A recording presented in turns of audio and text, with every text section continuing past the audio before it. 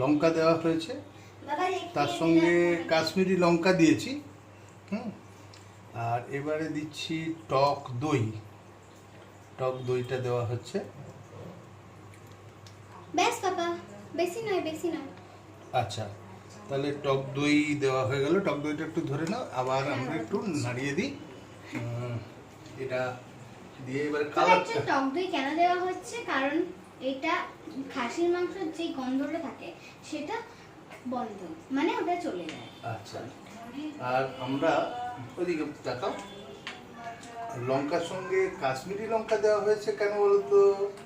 কাশ্মীরি লঙ্কা, হ্যাঁ, যাতে কালারটা আছে, ভালো কালার, দেখলে যেন লোভ লাগে, তাই না? দেখলে লোভ লেগে যাবে। তাহলে দেখ দেখি না, এই যে কালারটা এবার আসছে, আস্তে আস্তে কালারটা আসছে।